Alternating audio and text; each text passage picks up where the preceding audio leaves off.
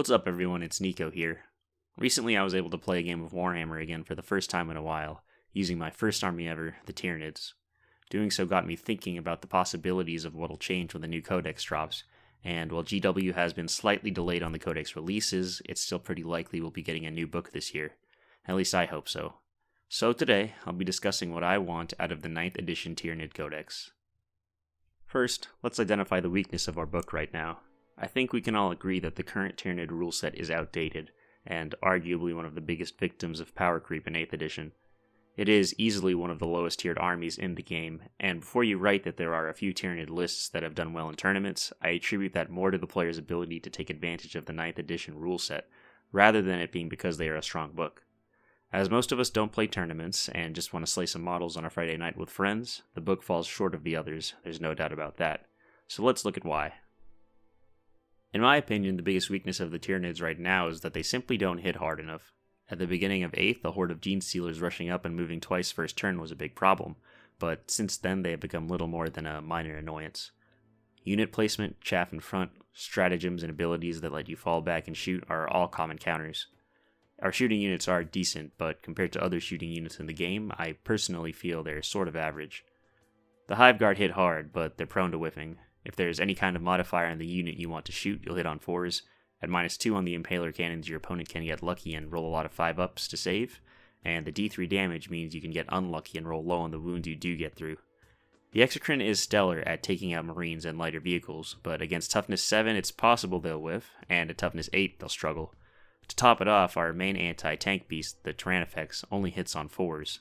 All this makes me feel like first turn I'm running headfirst into a brick wall, and that's only if we get the first turn. That brings me to my second point. We're just not survivable. You could say that, sure, the army is supposed to play like that so that you overwhelm your opponent with numbers. The problem with that is that since we do so little damage already, every loss we have is a very big deal. Going second could mean a lost Exocrine, Tyranid, and even a Hive Tyrant, in addition to the massive infantry you're likely to lose. Losing units like that will hurt, and it just doesn't feel like how an Endless Swarm should play. Games Workshop has shown that they are willing to completely overhaul how an army plays, and I believe they are likely to do that with the Tyranids. So, what do I want out of the new book? Well, first of all, I'd like the Tyranids to be represented as they are in the lore, a never-ending alien horde that is hyper-adaptive. As the player, I should feel like I can adapt to any situation I find myself in on the battlefield, given the proper tools for the job. Make the Tyranid with a Rupture Cannon a more reliable tank killer. +1 to hit and wound enemy monsters and vehicles, 3+ D3 damage, something to put fear into the hearts of enemy tank commanders. Give Gene Stealers a forward deployment like the Space Marine infiltrators can do, so that they act as the vanguard organisms that they are, and we don't need to invest 300 points into a Swarm Lord to make them useful. Make Death Spitters 2 damage, make Gargoyles troops. Things like that wouldn't break the game, but it would help Tyranids in their viability.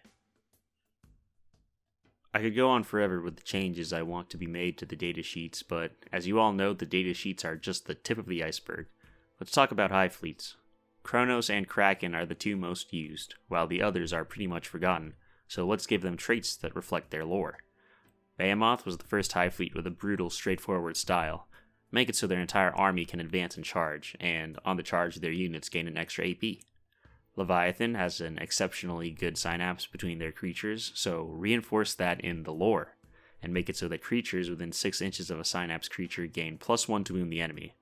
It might seem broken at first, but it'll put a huge emphasis on taking out synapse creatures, just like it is in the lore. And well, there is a Space Marine chapter that also has +1 to wound army-wide, but we won't talk about them for right now. When it comes to stratagems, I'd like to see more in the way of bringing back models. The Necrons do it with Reanimation, Marines do it with the Apothecary, and right now Orcs can bring back a whole 30 boys once per game. So as an endless horde, the Nids should be able to replace their little Griblies no problem. Defensive stratagems are a must-have too.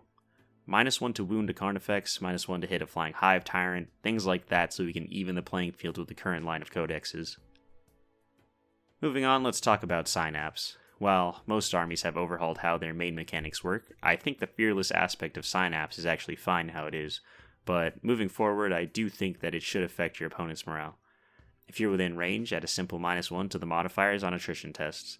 That will represent the fear of fighting Tyranids and the shadow and the warp that is cast over the planet they're fighting on. Speaking of Shadow and the Warp, I also think that we should add a +1 to deny tests on top of the -1 to psychic tests if you're in range, to represent how powerful the actual Shadow and the Warp would act. It still won't be, as the Shadow and the Warp is supposed to shut down all psychic powers completely, but it at least adds a little bit of flavor.